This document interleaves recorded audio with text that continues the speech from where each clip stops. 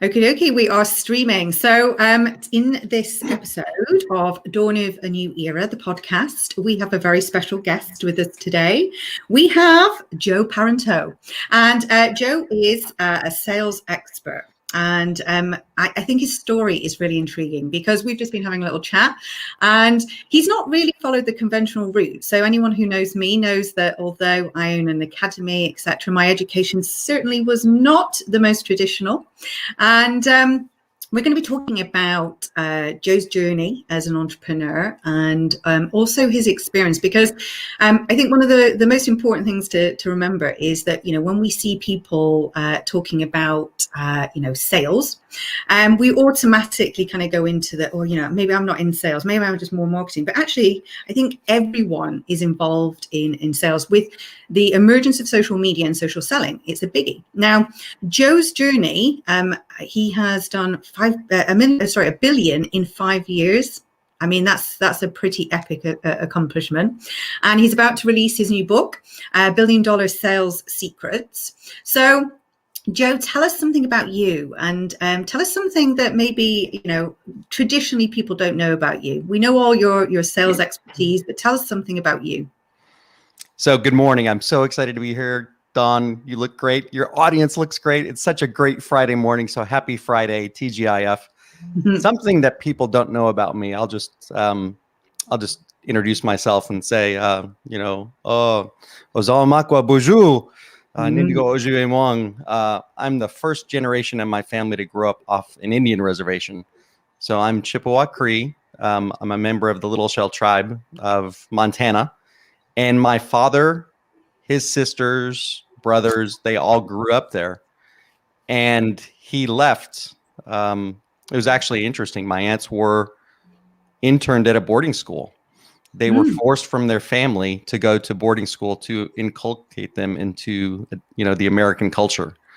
So this wasn't something that happened years ago, Indians on the prairie.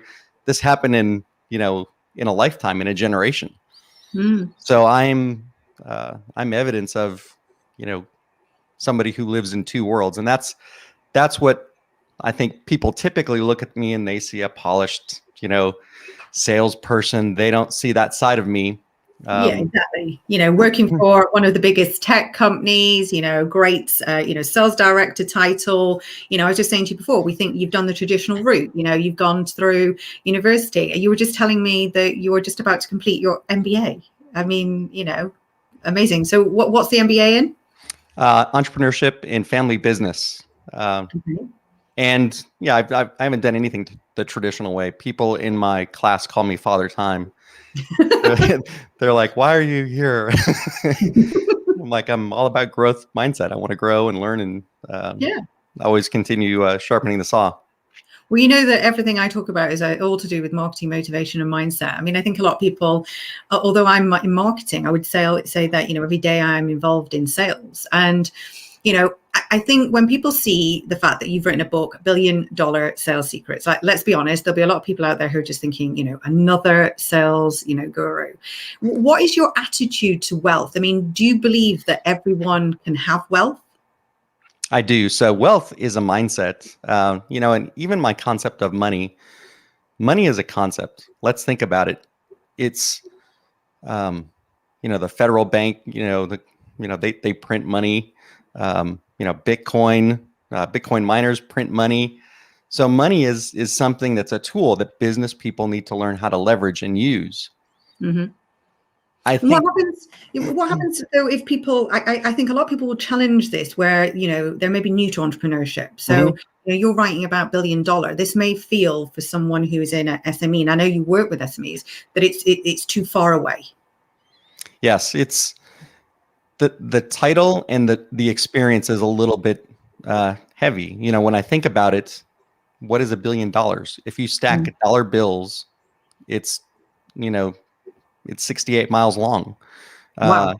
It's if I earned $100,000, which is great money, it would take me, many years, like 10,000 years to earn $1 billion. Yeah, I don't know if we've got that long left. But so I think, breaking it down, Mhm. what is the path, and back to your question on wealth. Wealth is a mindset. I grew up in poverty. Mhm. I grew up with not having anything. And I learned that there's two types of mindsets. You can have a poverty mindset or you can have a Mhm. wealthy mindset. And in the poverty mindset, nothing is ever enough. You never have enough money. You never have enough resources. Life is a struggle. It's hard. And I get that it's hard. And if there are people out there listening right now and they're like, hey, that's my life. I can't make rent. I can't, I'm wondering how I'm going to pay for this next week. Mhm. That's a mindset, and you probably don't realize it. But when you talk to wealthy people, and when I was fortunate enough to meet wealthy entrepreneurs, I found out that their attitude toward money was completely different.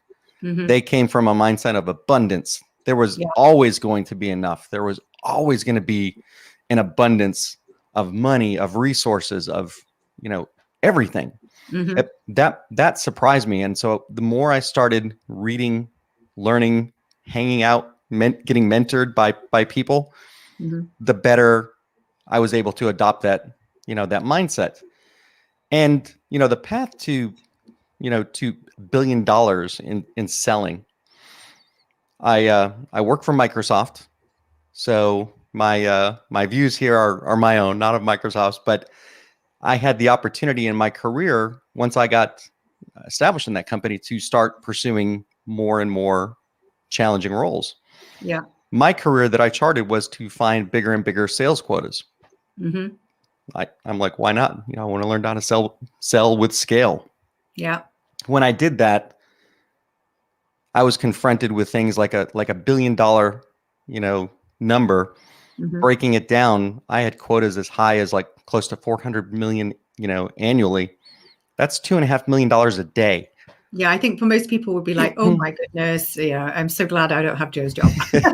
Yeah, so I would have to figure out how to mobilize all of my resources Yeah. to get that job done. But if you're a small company, that's exactly what you have to do. You have to mobilize the only thing that we have that's a decaying resource is time. Mhm. An Indian proverb is, when the sun sets, it takes a little part of your life with you. Oh gosh, when you think about it like that. So when you think about it in those terms, that we never get that back. That day, today, this day, what are you going to action today to Mhm. make the most out of today? And that's really where the journey starts. If you want to be wealthy and go after your dreams, you have to think about it in terms of, what can I do to take massive action today Mhm. to get me to where I need to be? It's such a positive sort of thought feeling. I think a lot of people will be struggling at the moment in terms of feeling really demotivated. And I think sometimes just making a change and working towards something just gives us a slightly different invigoration. I particularly liked in your book, there was a section that you talked about having a chip on your shoulder, and the fact that Walt Disney was labeled as like not creative, and that sometimes having that chip or a hardship can actually push you forward. I mean, a lot of your book talks about the science behind it, the psychology behind people. So your book is not just a traditional sales book. What I liked was, I wouldn't class myself necessarily as a salesperson, although I'm probably selling, all day long without probably being conscious of it. I like the fact that it breaks down your personality first. You actually have to understand you, so if you think about your book and, one thing that, would help somebody who is, an entrepreneur, what would that one thing be? I think, when you talked about it being different, I set out to write a different book. I have read so many sales books. They're like a metronome. They sound alike. They paint the same picture. When I deconstructed, and this is one of the challenges entrepreneurs have, is the biggest challenge we have is we're, unconsciously incompetent. Mm-hmm. We don't know what we don't know. I was like this in selling. There were things that I became unconscious about, that I broke down, and I said, okay, what are the things that I do to get me to this goal, and what can I do to give back to other people some tidbits of information? That's what's in the book. Is I really broke down and demystified the things that had made me in a career successful, brought it to other people, so that they could use it and benefit from it. And at the essence, it's about you. It starts with you. You can't help other people until you figure out. I never wanted to be in sales, to be honest with you. I was like, oh, salespeople, they're kind of, hucksters. I don't want to. So I started as an accidental seller. My first mentor, she told me, sellers help people get what they want or need. And if you're a business person, that's what you're trying to figure out in the market. Hey, what do people want or need? And if you're a business person in COVID, you're still trying to figure that out. Your world has been shifted upside down, and you have to figure out, hey, this is what I was doing yesterday. What do people need today?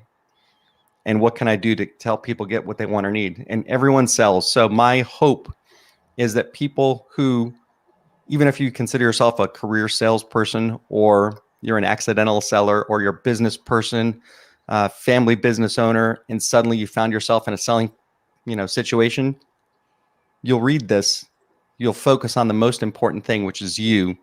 And you'll realize that if I come from a state of, authenticity, you'll be much more effective. Now, share your story that we spoke about, because when we were having a chat prior to coming online, I said, well, I'm a fairly new author myself. I published my book in December 2019 with Wiley. So you've not had it plain sailing. So share the story of how the book came about and what happened. Yeah, COVID really happened. So I was planning to, I was in talks with many different publishers. Wiley was one of them. The COVID pandemic erupted, and it was this time last year. So the release date of my book on March 5th is the date that I had actually planned to release it in the first place. Once I saw what was happening in China and it spread across the globe, I realized we needed something different. This has been a time unlike no other time in all of human history. And I can't just release a sales book into the market that doesn't talk about how do you deal with all the craziness and things that have happened, and the massive upheaval in business and people's lives, and do that in a way that helps people deal with what we're going through right now. So the other ulterior motive that I had when I started rewriting the book, because I rewrote it after March 5th, and I added things specifically for COVID and the COVID economy to help people in the recovery. I think it's fascinating. I mean, when you talk about your career, you've not come through the conventional route. You obviously, you've worked in sales heavily. There's been challenges probably all the way through your career, but let's get to the nitty gritty. Tell me what has been the most embarrassing moment in your career. Oh, there are so many, but there's one. It's kind of a funny story. In sales, you get to go out with customers quite a bit. Yeah. One of the things that I got to do was I took customers to a hockey game. And if anyone knows my last name and you see it spelled just a little differently, you'll see some relationship to some famous hockey players out there. But the event that we went to was a hockey game. Hockey, brings out the beer. People are drinking heavily. I'm in the bathroom and I'm standing there in my nice, tan slacks, nice shirt, kind of a jacket that I'm wearing today. And there's a guy who's up against the wall, and he looks at me like this. And I started feeling that warm feeling on my leg. Oh,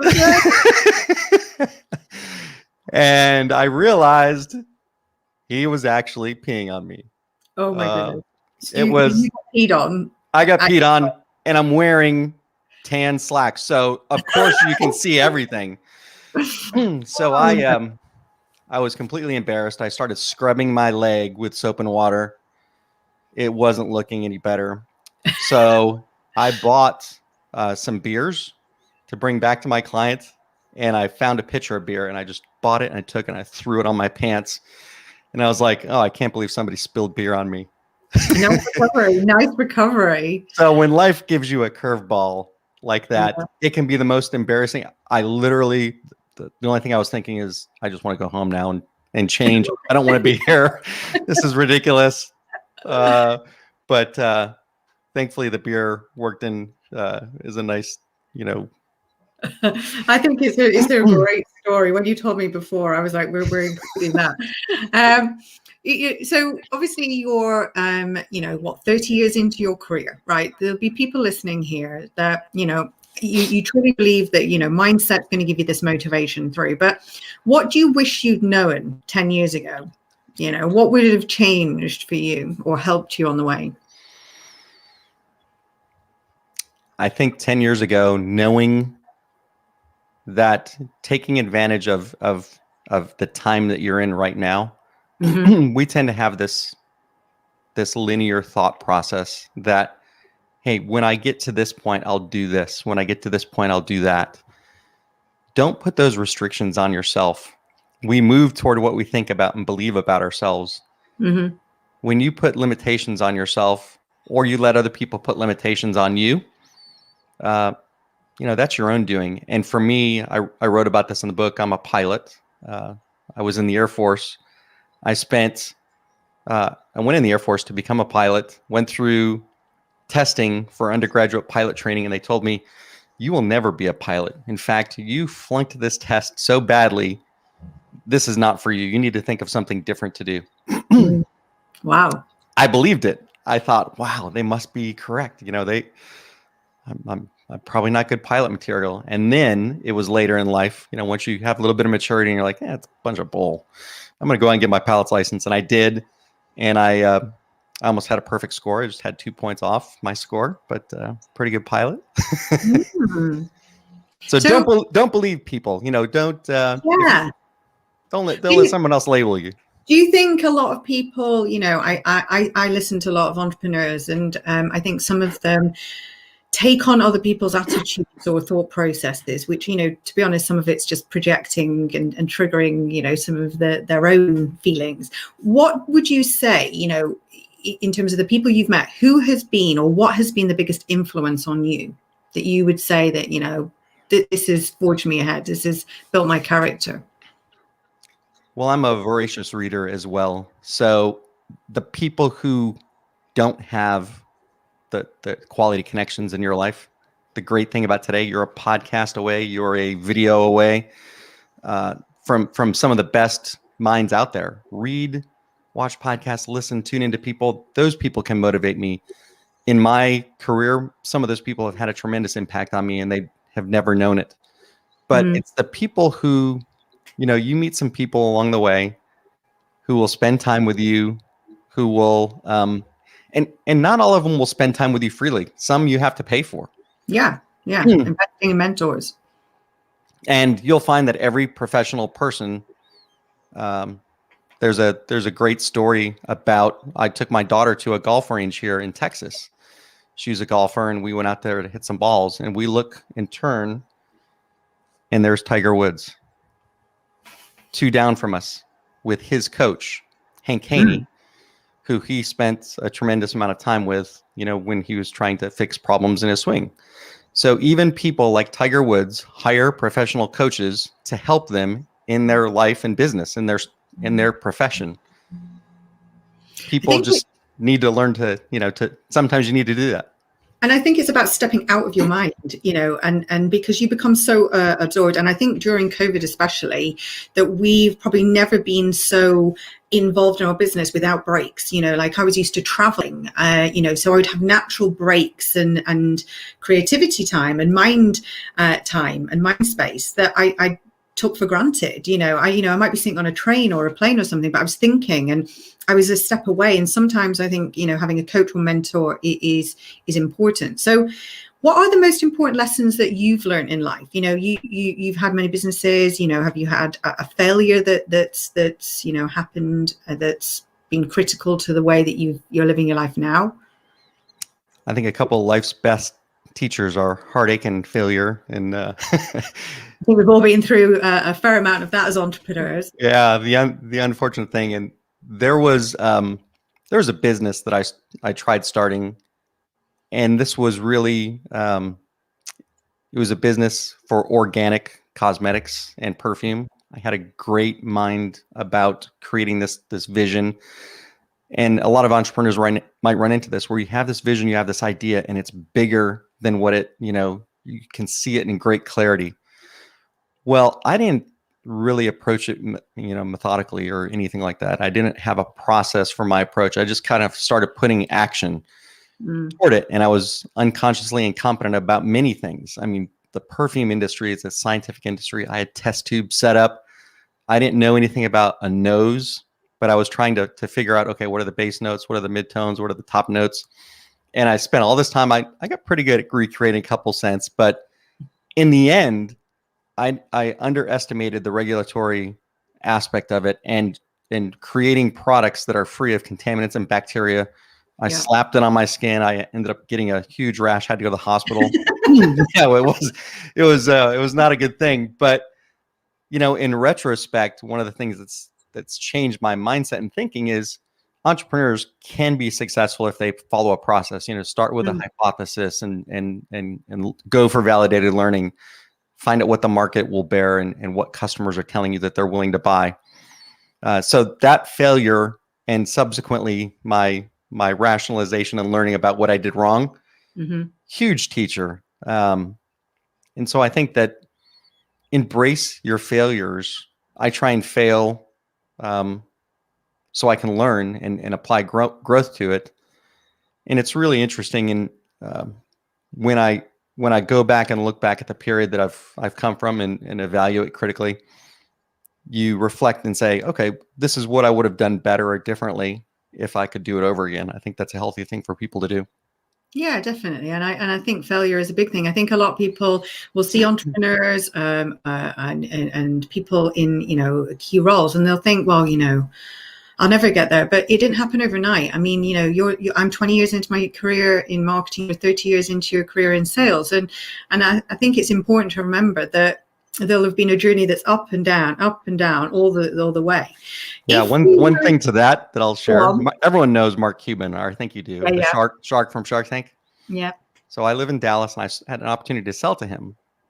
I had an opportunity to sell to him when he was starting a business that everyone thought was a crazy idea. He just wanted to listen into sports broadcasts from his college on the internet. And he had an office that wasn't ornate. He wasn't $1 billion Mark on Shark Tank.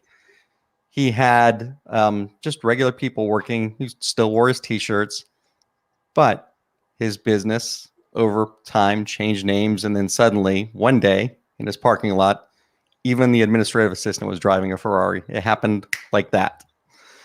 So luck favors the prepared. You never know. You never know where your next best idea will come from. No, absolutely. And I think the thing is, we'll go through a lot in our careers.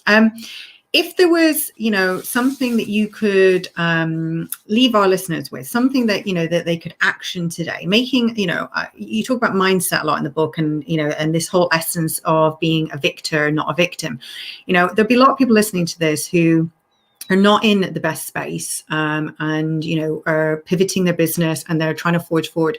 What's one thing that they could maybe, try and do to kind of give them that motivation, just to things will get better, hopefully? There's one thing that's wrapped up in four things, and this is something that I've used as a way to really learn anything and teach myself anything. The first thing I encourage people to do is to dream big dreams. You today might be in a situation where your business has faltered, maybe it's gone bankrupt, and maybe you're looking for a fresh new start. Think about a big dream. Start with that big dream. And the next step in your big dream is to come down with goals. And I say goals are, dreams with deadlines. So you start applying some timing to it, and then seek out models. Models are people who have been down this road where you're planning to go before and have been successful. Figure out what they've done and build those habits. You'll find habits exist in those models. There's people, and you can break down what they've done from a success standpoint, ask them, read about it, and then start building your habits, because your habits are going to help you get to where you want to go. If you have a business idea that you're trying to get, launched, find other people who have had to shift their business, find them online, find them anywhere, and connect with them, understand what they've done, and really dive into the habits that have made them able to shift. You'll find that, a lot of times it's just, they recognize the need and they shifted. Yeah. So is it fair to say then that a lot of people try and think small, and you always hear this saying, like, stay on your own lane and think big. If having a goal, that's so big, does it become something that people will procrastinate over and find it difficult to even action the beginning? I think that's one of the things people might be thinking, oh my goodness, I have these amazing goals, but how do I work towards them day to day? Yeah, start with one. Don't. A lot of people they get too ambitious, and even in business, have one hypothesis that you're chasing after, and then validate it as quickly as you can. Yeah. Don't focus is so important. People, they get these lofty ideas and they fail to break it down to the next step of what do I need to do to get there. Every dream begins with a step. It begins with somebody taking that first step. Don't procrastinate that first step because you've got too much swimming in your head. Put it down on paper, get your goals, get a model, and then say, okay, what habit am I going to work on to get me to this goal? And make that goal specific, measurable, actionable, smart goals, time bound. Well, one of the things, my final question of the interview is, we're always really super intrigued about people's lives, right? And we always want to know what a day in the life of is, what is a day in the life of Joe? What is it that you do that you feel, really aids to your success? I like to rise early. I've had mixed, COVID's kind of, there's some days when I've not risen until 6 a.m., but I try to get up at 4. In the book, I'll tell you that there's actually some good reasons to rise early, some scientific proof. But get up at 4, grab something quick, get my blood circulation going. So I'll do a quick workout, maybe 30 or 40 minutes. That gets my, my blood flowing, serotonin levels get high. Then I'll eat again, take a shower, then I go into preparing for the day. And things that I check in on the markets around the world, find out what's happened. I'm an investor, so I always like to understand get a pulse on what's happening. Do my reading for the day. Then I spend some time doing, thoughtfulness, meditation. Might go on a walk, nice and quiet, but just get my thoughts and get my head right for the day. And having that much time gives you a chance to really plan for the day. And I always write down every day, here's what I'm excited about today. Here's what I'm excited about this week. Here are the things that I want to accomplish today.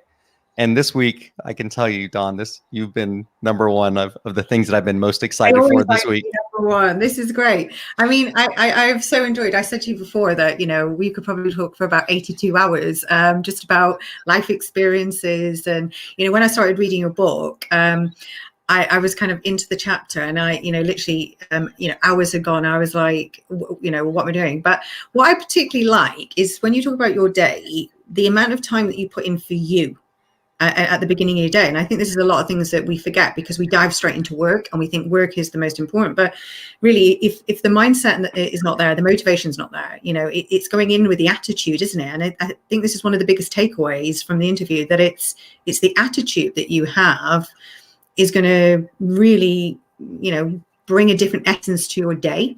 So I always say the attitude produces the altitude. Oh, like it. Great quote to finish off. It's my pilot thing. And yeah, and that's my starting ritual for the day.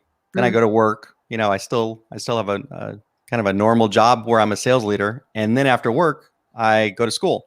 So I go to school for about 2.5 hours. In between then, I cook dinner with my family every night.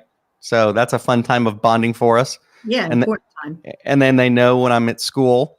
And then I get out of school so I can spend time with them, quality time as well. And then I sleep like a baby. Do it again. Repeat and improve.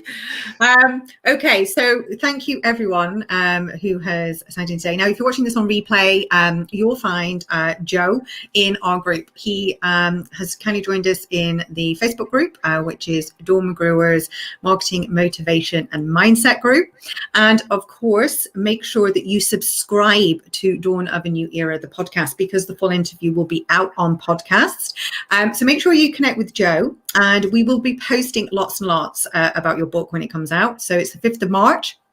$1 Billion Sales Secrets. You can go and have a look at it now. You can bookmark it, ready to order. And I think you can even download a free chapter, a little taster, an enticer. So Joe, feel free to post those links in the group. And thank you, everyone.